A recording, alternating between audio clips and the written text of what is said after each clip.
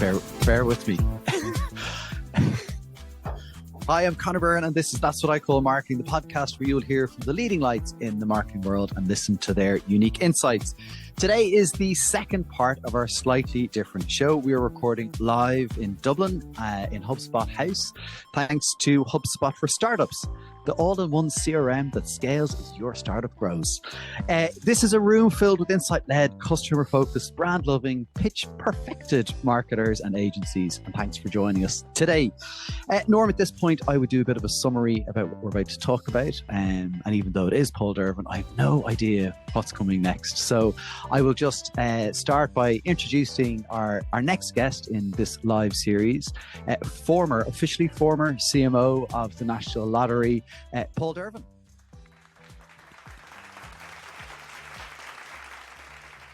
Paul, you are my first return guest. So you were season 1, episode 2, where we got to talk about how boxer shorts got you into the world of advertising. So we won't go there because people can go and listen to that episode if you want to know more about that story. But for anyone who doesn't know you, who's listening to this, maybe just a very quick, short introduction of who you are and your path and path to becoming former CMO of the National Lottery. Just for the record, Conor announced the former CMO while I was still working there. It's impressive. So a short summary of what? Of you. So you, let's start with you. There was a foray into youth work at one point, but that didn't work out. Am I right? Well, I was there, but it's not that it didn't work out. Yeah, I was a care worker for a little bit. Yeah. And then you decided to change path and go into marketing. But you always had a love for marketing. So how did that come about that you wanted to change that path and get into marketing? Well, I liked both. So I liked marketing for a long time, since I was very young. Like even the age of 10 or 11, I was interested in advertising, which sounds a bit odd. But yeah, so I did detour into kind of care work for a little bit. And for those who don't know, myself and Conor worked together in Barrettstown in 300 years ago. Yeah. So our paths crossed there. Yeah, and then I left that and went off searching for a job in marketing in the late 90s. Yeah. Which led you to kind of direct mail, direct marketing, which... Yeah, direct mail, direct marketing. I have a love for direct marketing and actually used that to try and get my first job because I couldn't get one. So I did some risk-free offers to employers to get them to hire me. Yeah, and it worked. It did work. And then also in that period, you have a very successfully failed business along the way. Which one? The driving school, which was a huge direct mail element to that as well, wasn't That's right. Yeah. So we launched a driving. I've forgotten. We launched a driving school. Ironically, I didn't have a driver's license, which was probably the part. We launched which probably was an online driving school, a little bit ahead of our time on this one. Where, if I remember correctly, the proposition was. Correct me if I get this wrong. I will. The proposition was we would. If you failed, basically, we would train you until you passed. Yeah, if you failed, we would pay for your test. Yeah. And then we offered actually free booklets of like the theory test. Yeah. Do you remember the name? Roadrunner. We had t-shirts, like Larry's t-shirts here today. Yeah. Well, they didn't have barcodes on them. No. Yeah. So that was failed. It had a great proposition. Operationally, it wasn't great, and I'm not sure if we were going to make the margins on it. So still, it was fun. When was that? That was 2000. Yeah, just before our time, I think. Yeah. Actually, no one else has done it since. We were too early. Yeah. We were just too wrong. Yeah. So, right, let's get on to the serious business of you joined the National Lottery 4 years ago, I guess coming out of semi-retirement at the time. What was it that drew you out of? Call it unemployment, semi-retirement. Yeah. I had been working, so I wasn't working when I joined the lottery. I was doing a little bit of consulting, but I was mostly just playing with Lego, I think, if I'm honest. With kids. Your kids. Kids. Yeah. So I had been working with you, Conor, and some others here in Indeed till 2018, and then I stopped. it was a very busy job, and there was a lot of traveling. And I have twin boys at the time; they were two, so I stopped working, and actually did aspire to not work again for a Yeah. while. Yeah, it's true. I used to take photographs of cans of beer from the park and just send them to people who I knew were working. Because if anyone remembers, 2019 was a really good summer in Ireland. So I did my best to take full advantage of that. But then I was lured back into full-time employment about 4 years ago. Yeah, it's a lottery. Yeah. When you got into that lottery, I mean, look, it's a huge brand institution almost in the country. What were the things you discovered when you got there? The first thing I discovered is how big it really was, in the sense that it had over 70% penetration. So 7 out of 10 adults in any given year played a lottery in some format. It was so high, I wasn't sure if that even could be true, but it was. Yeah. And then even the levels of frequency of play were just incredibly high. So I knew it was a big brand. I just didn't realize how large it was in terms of customer numbers. Yeah. So that's all great, like big customer numbers, well-known brands. You didn't obviously just go in and say, well, just keep doing what we're doing. What were the discoveries that mattered then when you went in? So we made some changes a little while after I got there. There were a few things I thought that we could try and do better. The brand wasn't visually as cohesive as it is now, in the sense that there's actually, we treated it as having 4 brands. So we had Euro Millions, which is 130 million, by the way, this week. If anyone's interested in playing. Yeah. There was Euro Millions, which was considered a brand, and then there was Lotto brand, there was scratch cards and other stuff like that, and there was a National Lottery brand. So it was, in some way, it was being managed as a portfolio of separate brands or separate identities, and I wasn't entirely sure if that was the best way to get the most out of it, because there were a lot of similarities between them. They're both in the same place.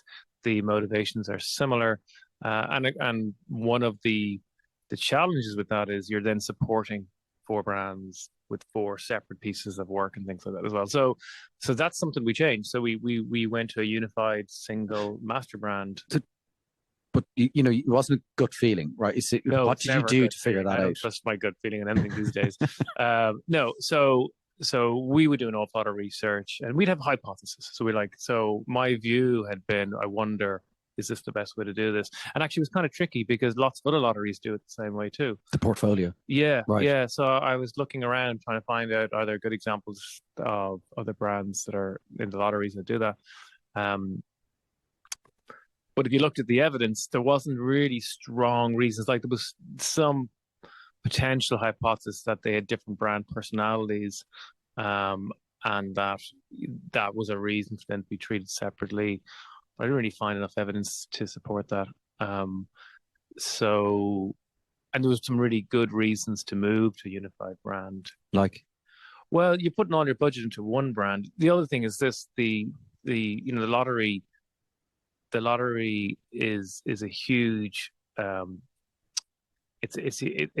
does a huge amount for society, in terms of, like, about over 4 million every week goes to good causes, and that hadn't been communicated for about 7 years. And if you don't communicate these things, people start to forget. But if you want to build that into the brand, and you've got 4 different brands, how do you do that? So by having a unified brand, then you could start to talk about parts of the brand, and just focus in general. Like, I don't know if I haven't looked at your questions because you probably haven't written any, but it's a shopping list. So there's most you will probably know that the tagline for the National Lottery is "It could be you," but I don't know if anyone can remember what the tagline was back in 2013. Do you know? No. You're a big lotto player. You should know this stuff, yeah. Right? So it used to be "It could be you," and then it was dropped in 2013. I don't think it was actually dropped. It was just probably as they went into different products, it was dropped. But we'd done some research with Red Sea, and we found that if you say the words "it could be you," I think at the time 60% of people were able to say who that brand was. And this is in 2020, it having not been around since 2013. Right. So we brought that back. And it used to be, by the way, time to play. Wow.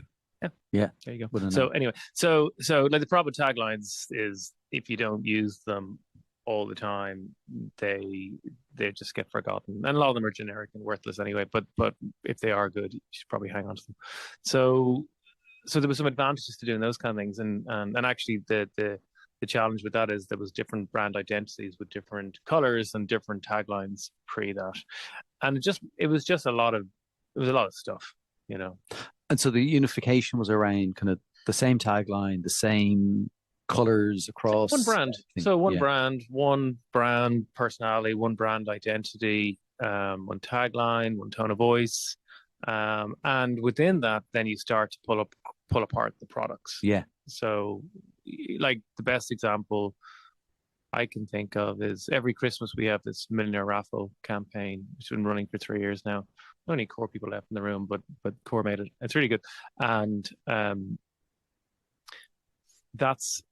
it's a girl giving this guy like a millionaire raffle ticket, and they kind of fight for a while, and that is clearly from the National Lottery, but it's clearly about millionaire raffle. So the way we talk about communications in the National Lottery now, or at least it was up to a week ago, is that back to the 2012 book. No, we'll come back to that question. But the communications to the National Lottery they're always from the National Lottery. Like the small things like the end frame is always the same. It's always the same voice. It's the same tagline, all that stuff. But we're able to talk about particular products in a way that feels like we're talking about millionaire raffle, or we're talking about Euro Millions from the National Lottery. So it's a bit of discipline, but it seems to work.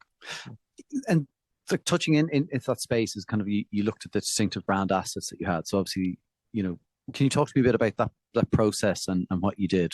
Yeah, and so it's one of our big things. But I guess the reason why it's important is to take a step back, which is attention is fleeting. So we did a lot of work, and there's a lot of work out there, and a lot of people in the room probably know it, but attention is fleeting. So you don't have an awful lot of time in advertising or any communications before attention starts to drop off.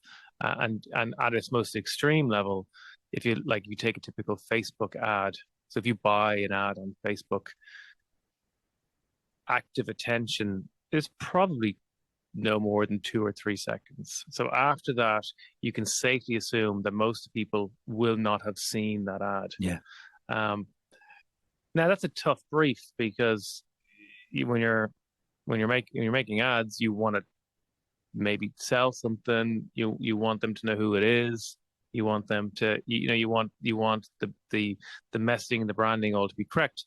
And if you only have 2 to 3 seconds, that doesn't give you an awful lot of space. So, and really, you need, unless you have a distinctive asset, you've only got your brand name. Yeah, that's the only thing that will signal who you are. But if you brand assets are non-name elements of your brand, and if you have a distinctive brand asset, and if it's well known and well linked to you, then you can use that in your communications, so that you don't get misattribution up front. You hope that people, at the very, very least, know who this brand is advertising, which sounds like a very low bar, but yeah, that's what we aim for. And so what we did is we looked again with Red Sea. We looked to see, well, what distinctive assets does the lottery already have? And we looked at a load of things. We looked at how many colors. So we asked, we had a bunch of colors, and we got people to see if they could identify who we were from those colors. And the only color that we'd anyway of kind of association with was the color green. When it comes to distinctive assets, you're not trying to find out what they think of your brand. What you're trying to do is you show them or listen to something, and you want to see whether your brand gets evoked. So that's the difference. And so what we did is we cut out a lot of the colors, because they had no association, regardless of how attached we might have been internally. they Just like gone. red didn't have any Yeah. even though red Lotto used to be red. Yes. Yeah.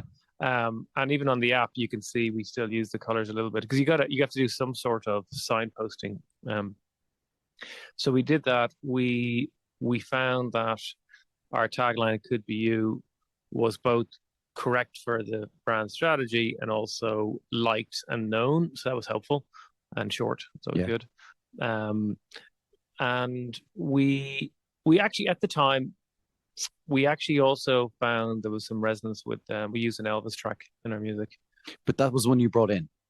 The Elvis track. Oh, no, the Elvis track was there. So okay. no, we didn't. So the Elvis track had been used in a Euro Millions ad for about 4 years. Oh, okay. You know the one with the island? Yes. Yes. Yeah. So that had been played. Yeah. That had been played probably more than the lottery had hoped, but it was a very successful ad, but it'd probably been outstayed its welcome. But the music in that was just for Euro Millions, so we transferred that across to all of lottery. Okay. Yeah, and that worked quite well. And then we started to create new assets as well. So what were the ones that you? Well, the ones that people remember is we created initially it was the water slides. Yeah. So what we did is we used that in a launch campaign, and we said if it works well, if we think it's beginning to pick up, we will use it as a distinctive asset. And what we generally do is we put some benchmarking in place early, and if you think it's going to grow, then we'll double down on that.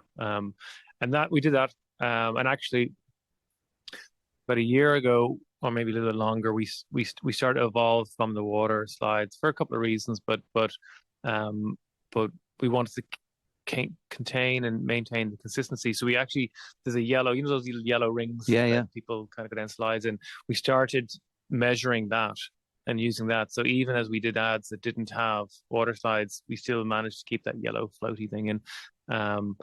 And then we brought in new music, which was Mr. Blue Sky by Yellow. I don't have any numbers for you, but they're all very high. But and that worked really well, except that a lot of people then give me abuse because I've ruined the song. Yeah. But and then the last one is a character. So we didn't have a character. And there's a lot of good research to suggest that a character can work really well. There's more flexibility, all that kind of stuff. I was going to bring one early in the early days, but that came to a close earlier than I'd hoped. Is that because you can't use a monkey in advertising? It was actually a guy in a rabbit suit, but it's a story that requires more time. And so we then introduced this character called the Dream Inspector for Euro Millions within the realm of that. When stuff like that starts to work, well, first of all, actually the music. So the Elvis track was working incredibly well. You continue to use it. There was a bit of a risk there. Well, it wasn't really a risk. No, I mean, it was. Yeah. So, like, first you could go back to it if you wanted to. You'd be able to go back and you'd see the scores pop again if you needed to. We thought about bringing in a new music track. We didn't want to have multiple music tracks because it's expensive, but we brought in a new music track, and partly is we wanted to see if we could just bring a little level of excitement into it. This kind of this trade-off between novelty and then consistency. You mentioned fresh consistency, which is a nice way to think about it.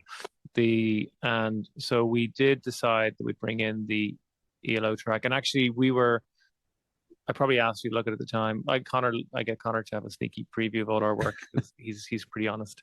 And so we actually, I'm probably sent to you. Yeah, I did because I think I went with your recommendation in the end. Maybe I didn't.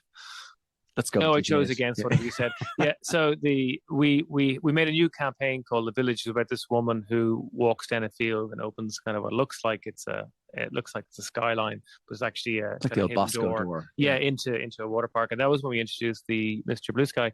But we also at the same time were considering the Hall & Oates track, Make My Dream Come True, which also scored really high when we tested the boat with System 1. So then I called a bunch of experts and you. Sorry. I should say that Connor is particularly astute when it comes to advertising. But I called a bunch of people whose opinions I rated, including Connor's and other people like Paul Feldwick and Peter Field, and said, would you look at these?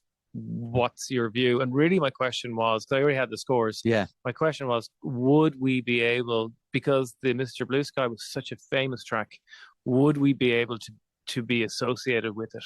Because it's no good if it's already it's so well known and understood that it doesn't ring to you. Yeah.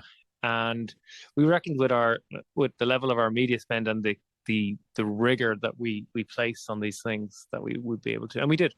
So, Emer still doesn't forgive me for not going with and it turns out Boots then used that a year later. So it's theirs now. Yeah. Well, you mentioned the Dream Inspector, and that was successful as a character. Yeah. Was there then any kind of conversation or appeal of saying, "I want to use him across other parts of our advertising"? That actually happened recently again. Yeah. So,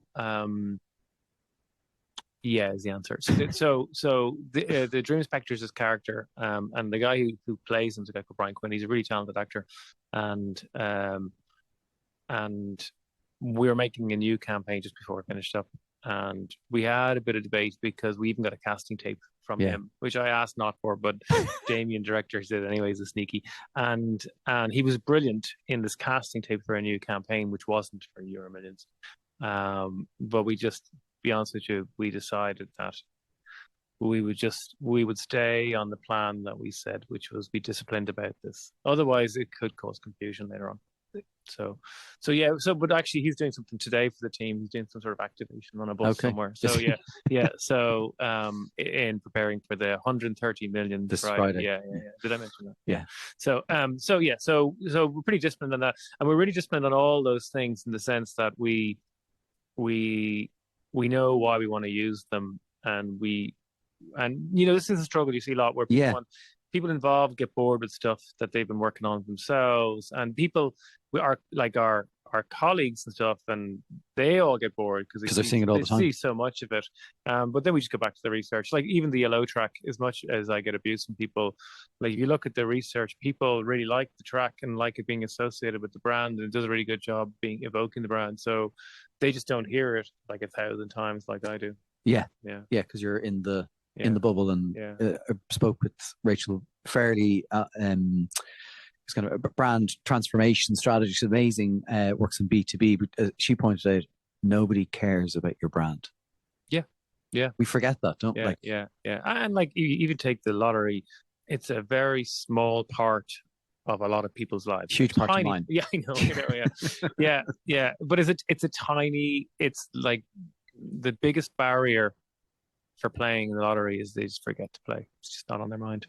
So category entry points. You looked at that. You've got a complex set of products that you need. It's not that complex. It's. You should have told me you're going to ask that question. It's not that complex. It's.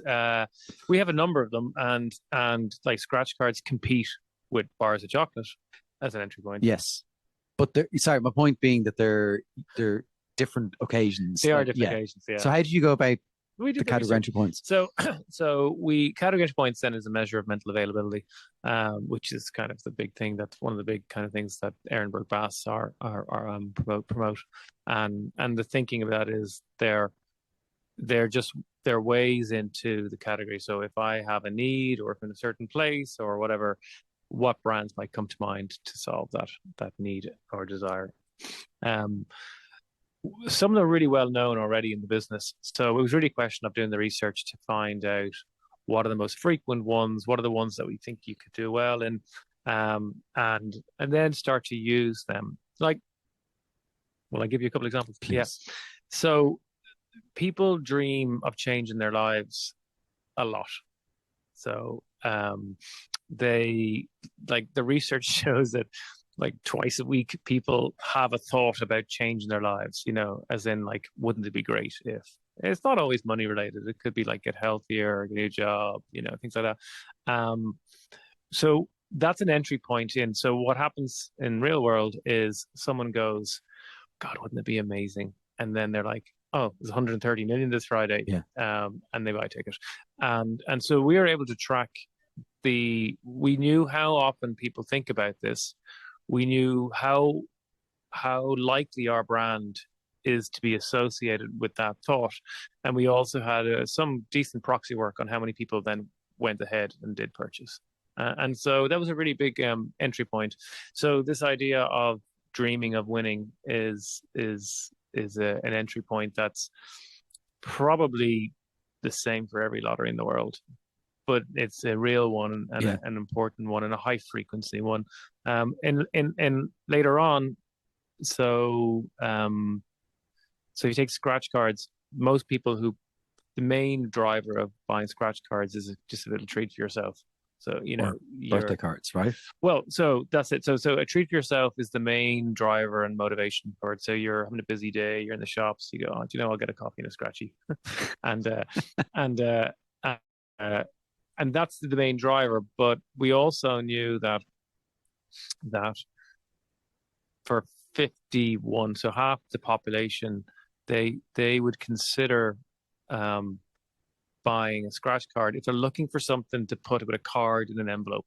So it was very specific. If you ask people in the kind of in the research, what brands would you consider when you're thinking of a gift? We're not in the park at all for that, because it's so broad. Yeah. Like it could be Smiths if it's for toys, it could be vouchers. But if you've got a card in hand and an envelope and you're getting someone a card and you're thinking, what would be nice to put in with this? 50% of the population think of national lotteries. And so that's one that we started in the last year and a half to promote and communicate. Another entry point is petrol stations. So petrol stations kept turning up in our research as a really big area for when people think of buying a lottery ticket, because they want to be the one on the news that's random petrol station in maybe yeah. But like there's probably other, like we don't know whether it's just because it's easy to pull up and get one or whether you're there, but either way that doesn't matter. What matters is that the association is strong, and so we started doing advertising on petrol pumps and using our music in the stores. And Tell me about that. Yeah. So we did some deals with with Stark and Core to promote. And so we were trying to get it into the court, the what do you call the forecourts? Yeah.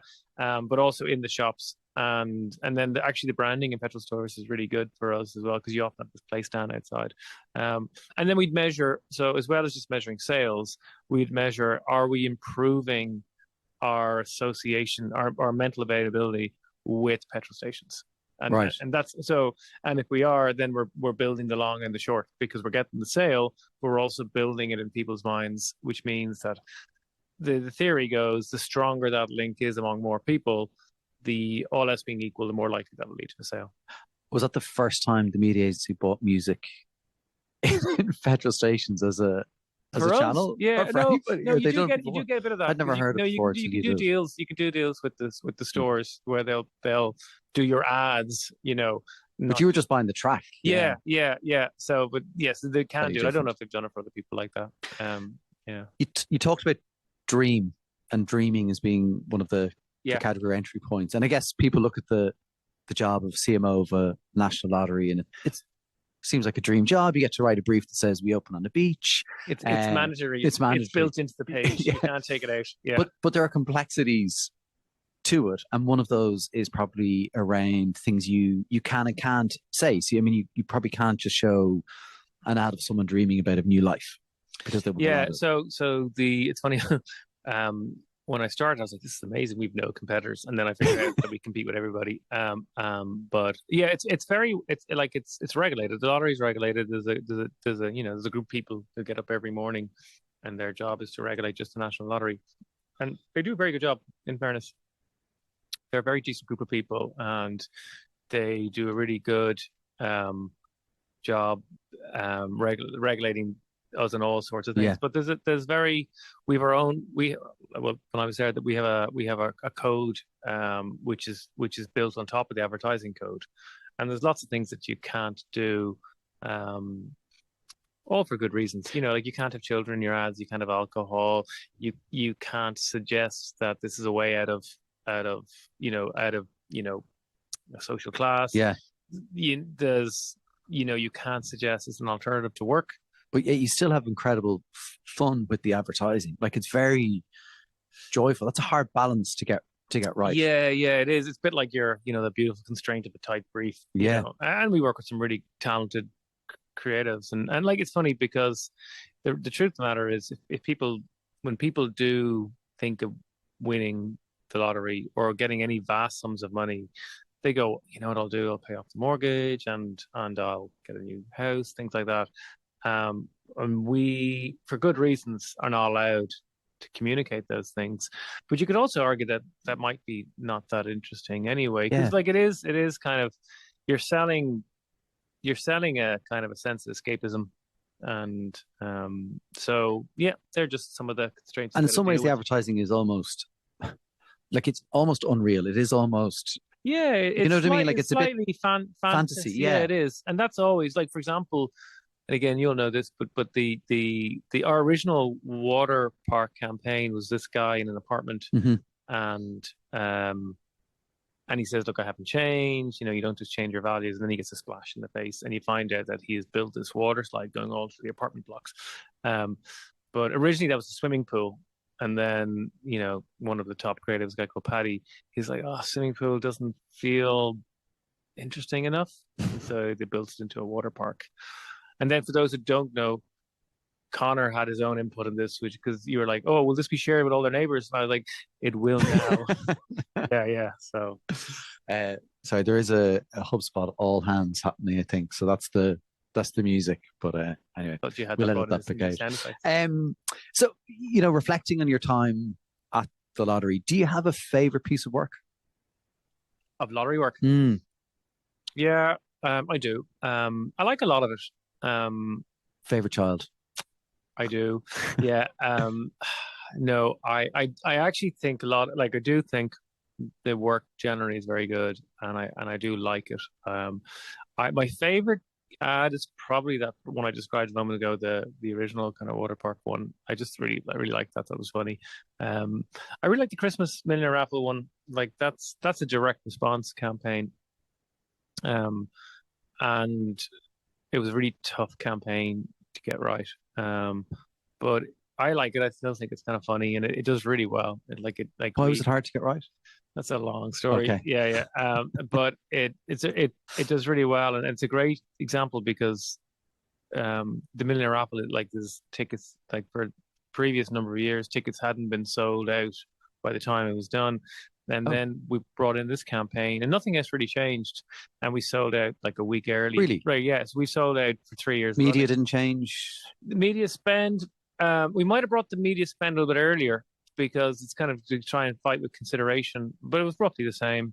And yeah, it was a great case where this, like the positioning was more about gifting as opposed to something else beforehand, and just a really entertaining, well-branded piece of advertising. And it's sold out three like ever since it's gone live. We'll see how it goes this year, but it's sold out every year. Yeah. What was the hardest work to do? And sorry, like I'm thinking of you mentioned earlier on communicating the amount of money that goes back to good causes. Like was that a challenge to get that across? Because do people care? How do you make it feel lottery? Yeah, I think that's one of the mistakes I made earlier is I didn't know whether that was important because because facts and figures are hard for people to take and remember, and good causes has lots of potential for emotional stuff. So for a couple of years, we did a lot of emotional-led advertising, which was really good. Like it did really well, like really high scores on System 1. People liked it. It helped build salience and build a general awareness. Oh yeah, these guys are like a lot like, so the way good causes works is a knowledge of good causes does not prompt people to play the lottery. But what it does is if you play and you don't win, having knowledge that a lot of the money goes back into the community makes you feel open to playing again. Yeah. So it has this kind of virtual loop that works quite well. So it did all that.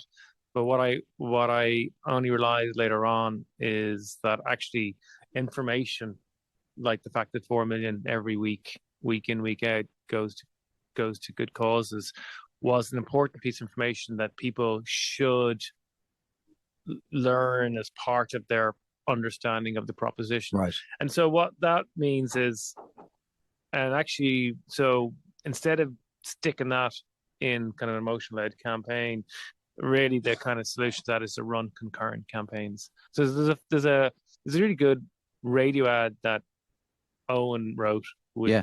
with Marty. Marty Moment. Yeah. So don't have a Marty meltdown. And that was a really good radio campaign that allowed us to, in an entertaining way, communicate. How are you measuring the result of that specifically? Because that was a very specific thing you were trying to do. What was their Well, there's metrics on different that? measures. So what we try and do, I'm a devil for this, but like we try and figure what we want to do, and then when we know what it is, then I harass everybody involved to figure out good measures. So for that one, we would have benchmark to find out knowledge of 4 million. So we put the benchmark in. So once we decide what we're going to do, then we talk with Red Sea, and we add a question into our questionnaire, which is knowledge of 4 million going to good causes, and we get a benchmark. And then we start when we start doing any kind of advertising promotion on that, we just track that to see whether it's growing and improving. And then there's other measures. You can just measure things like recall of that particular ad execution. There's a number of other ways you can do it. But just what you're trying to do is get a bunch of data points that say this is the right thing to do and it seems to be working. Because there's loads of examples where, I won't go into them all, but those examples when there was things that the data points were suggesting it wasn't working. And I stopped them. Or you kept going? No. So we did we did 18 months of campaigns where we would do these very short radio ads telling people that there was like 2 winners of large events last month. And what we wanted to do is try and help people understand that there's winners happening quite regularly. But we had a metrical win belief which was going up, but I couldn't find any evidence that those ads were getting any recall and that people knew them, anything like that as well. So we stopped that. Yeah. I was going to ask you anything you'd have done differently, but I think you kind of maybe touched on that. But any other things you look back and reflect and wish you'd done differently? Yeah, it's probably partly because of the pandemic, but I wish I'd spent more time with other lotteries. So because the insights are the same, and we could just mix stuff that was good. I think would have done that differently. I would have had that 2 kind of train going on with the good causes at an early stage. We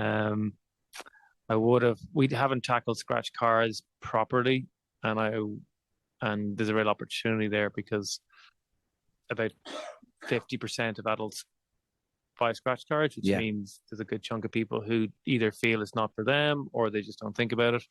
So that's an opportunity that we didn't really get to. But good news for whoever follows you. You know what I mean? Like it's not like well, some of these things we know about. We just don't. We just you got to prioritize things and just kind of tackle them. And it's been unusual years because you had the pandemic and then you had this 19 million run. Yeah. So you had all sorts of things that were not normal.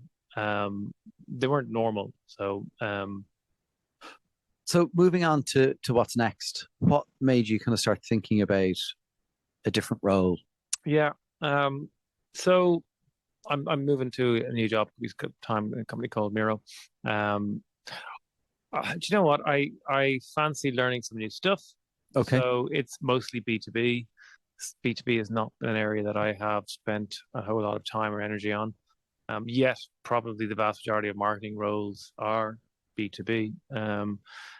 And I guess the things that I spend a lot of time on are not hugely done in B2B. So that's as in brand. Yeah. So it's like if you pursue a career in brand management, you tend to try and get into consumer brands because it's kind of Caroline's still here, but like you get to compete against the best and prove that you can, and that's a real interesting challenge, and it's consumer, so it's kind of you got the mass audiences and things like that. So I think partly because of that historically there hasn't been a huge influx of people with strong desires to brand manage and with experience in it to go B2B. So that's interesting. And there's a bunch of things that I know nothing about in kind of the SaaS kind of world and product-led growth. That all seems really interesting. Okay. So what are you expecting, or have you any expectations of when you expect it's going to be hard? Not going to put up any of my jazz hands talk. Yeah. Yeah, I like it's a really interesting company. It's like they have 50 million users. It's not like they're small. They're like at the heart of what they do is they give their product away, which means like it's that's got to be the biggest advertising tool there is available. Um, I think they're very strong on critical thinking, which I like. So I think there'll be a lot of trial and figure out till something payback before you kind of blow it out. Yeah. A bit like for those who don't know, myself and Connor ran experimental lab at one stage where we used to do marketing experiments. And I think it'll be a similar, Yeah. what's the hypothesis? Why do we think, what's the model of advertising? When people see this and then they buy, what happened in the middle? And then to try and work back to say, can that become a profitable growth kind of channel? And that's interesting. Will the role, do you know yet, kind of go across all areas of the business? Because I think sometimes in B2B, what brand gets forgotten, sometimes then when it doesn't get forgotten, it doesn't make its way to sales or customer experience or customer service parts of the business. It sits within marketing. Do you have an ambition to kind of make sure the brand is across the full range of the company? Yeah, I think so. I think the I haven't started yet, but the the brand and the world of brand means lots of different things to different people. For some people, they think it's branding and identity. Other people think it's employer branding. Other people think it's a certain type of advertising. Yeah. And of course, it's all of that and other stuff too. And what I'm hoping is I think it's an amazing product, an amazing brand, and I'd like it to be a ubiquitous brand, which means that I would hope that it'll become famous, and that requires kind of getting stuck into all those bits and pieces. Right. And so that's the ambition for this to be a top 100 brand. Yeah. And it has all the ingredients already. So, so the guy who hired me was a previous boss and yours too. And he's a very ambitious marketer who thinks about scaling. And so one of the things you're going to go into a role that's effectively remote. Yeah. You're going to have teams of different countries. I know you've a reasonably strong view on the need for people to be together to actually do good work. How are you going to manage that? Yeah, thanks, Connor. So everybody knows. So myself and Connor occasionally argue with this. So I think it's much harder when people are not in the room, and if you want to build if you want to build a team culture and you want to get everybody kind of on the same page, them being in the same room makes it easier because there's so many breakdowns in communications.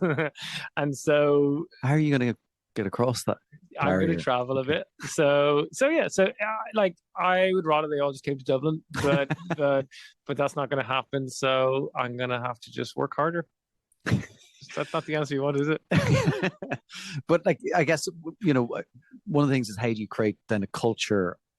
You have that ambition. How are you going to create that culture? Okay. Yeah. So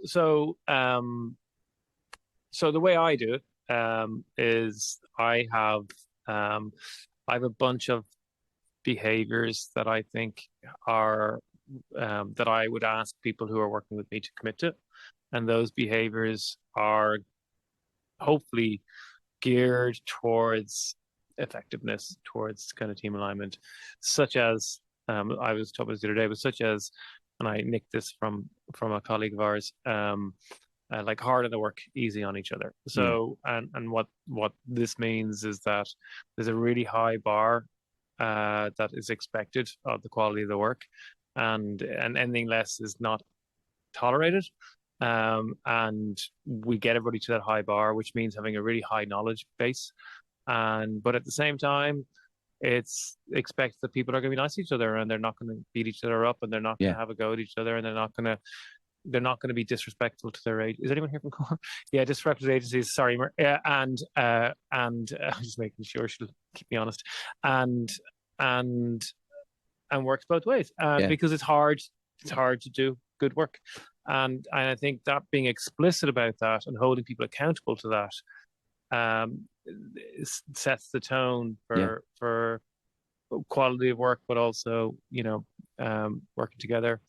And then, there's like the six that I kind of work towards, but the other one that'll become particularly useful is this idea of strong opinions. Did we talk about this last time? No. Strong opinions weakly held, which is, again, I nicked it from someone else, but I really like it, is this idea that it's good to have strong opinions. I've got loads of them. But the idea is if the evidence doesn't support what you think is the way to go or what you've just done, then you are expected to change direction. Yeah. And that is very difficult to do because we're hardwired to kind of dig our heels in, and your ego gets in the way and all that kind of stuff. But that if you change course, it's very hard when you stood in front of a bunch of people and this said, is the thing we should do. This is the right thing to do, and this is why it's going to work, and this is why I'm right. And then find out that none of the evidence, a bit like I was saying earlier on, so when some of the metrics are like, I couldn't find any evidence to suggest that this is working, then the answer is it's not working, and you got to just be accountable to that. And that's hard. But if you create the right culture, then you don't get people, because it's very easy to move the goalpost and find some metric that you can hang on to for dear life to say it works, and but like we did talk about it in the last one where we in our very first presentation to Paul Darcy, and we had nothing, and we were looking at them going, maybe that one works. And I was like, no, there's nothing there. And we went to the blank slide. Yeah, it is hard, and I'm sure I've told this, but we, like, even in the lottery, we did a campaign early this year, which we made. So we did a load of work on it. We produced it a whole lot, and I actually, for my sins, I also presented on it beforehand, which I rarely do, but presented explaining how good I thought it was going to be. And then the research showed it wasn't going to go well, and so we did extra research to find out. And we test everything with System 1 as well as Red Sea, and we usually get very high scores, and this was kind of a mediocre score. And so I pulled the campaign, so we didn't go live with it. I told my CEO, and then I stood up in front of the company, showed them the scores, explained the mistake I think I'd made, and what we were going to do about it, and why it wouldn't happen again. And that's not fun. Yeah, like it's no fun having to go, I messed up here. Luckily we had a lot of goodwill because we've been doing good stuff for a few years, but it's still it's tough. But you got to create that environment where you feel like you can do that. I don't like doing it. No, but you've written a book about it. So that's true. A whole rake of them. Good timing there, Connor. Roman Foxes Make Better Marketing Decisions. And it is a book that's a lot about the things you learn from getting things wrong. It's you do learn more from your mistakes than you do from your successes, and that's true, even though it's hard at the time. As long as you're willing to really look at it, like the overarching kind of theme on this is, if you're willing to really learn from your mistakes and actually be enthusiastic about discovering where you went wrong, as opposed to ashamed, then you've got a good chance of getting better. Curiosity. Yeah, it's curiosity and honesty, and like, unfortunately, it only happens after like doing it for 20, 30 years. The opportunities for younger marketers who learn this early on, But as leaders, and the role is to make sure the culture is right. We're coming to an end, Paul. Like, we're obviously in HubSpot for Startups, have kindly hosted us today. What advice, again, people listening to this may not have budgets of the National Lottery or Miro, for startups or people kind of, scaling their business. What advice do you have for them in terms of their marketing? What are the things you think they should be focused on? Yeah, I spoke to Larry about this earlier. So what I would say is this: it's very hard, firstly, to ask any organization to invest in brand building if you're not going to measure it. Mhm. Like it's just like you might get a few months out of it, and then someone's going to pull the plug. So you do need to put measures in place. You don't have to do monthly research, but you do need to figure out if you're asking someone, if you like, you see this an awful lot. You see people going, "We want to raise awareness," but they don't actually have they don't have a measure of awareness. Right. So like, who's going to take that seriously? No one's going to be credible about that.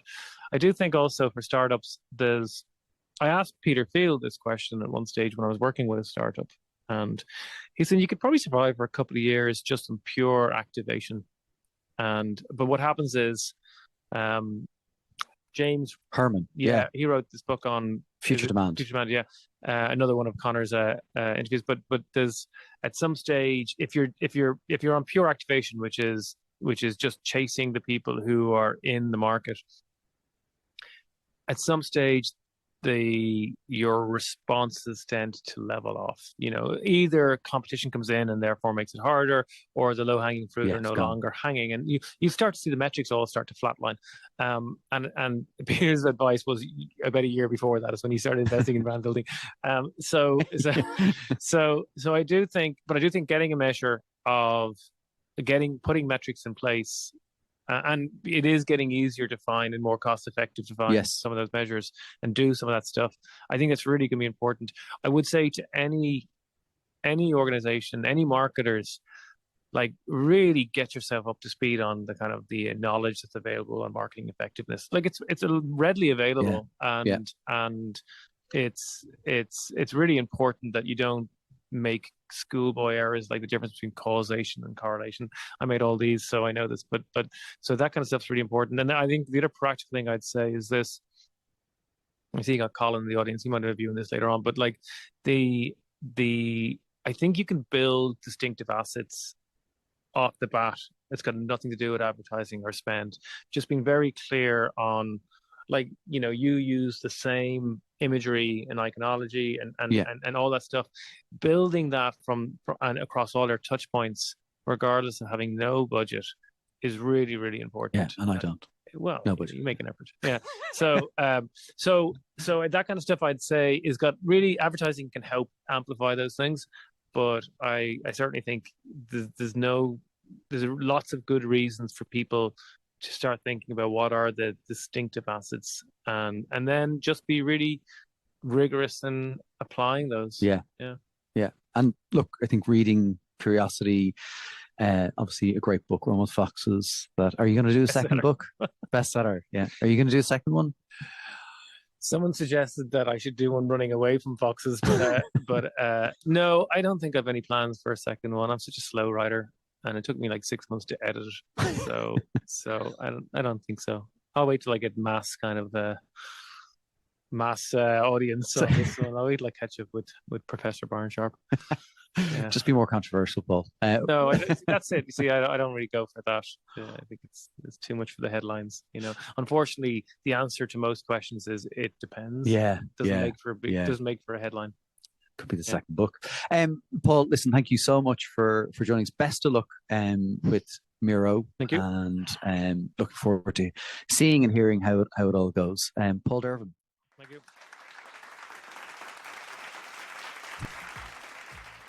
That's it for this episode of That's What I Call Marketing. Thanks everyone here for joining, and thanks everybody listening or watching. Of course, if you did enjoy the episode, you can subscribe so you get notification of when our next episode lands. So for me, your host, Conor Byrne, until the next episode, thank you. Cheers. Goodbye.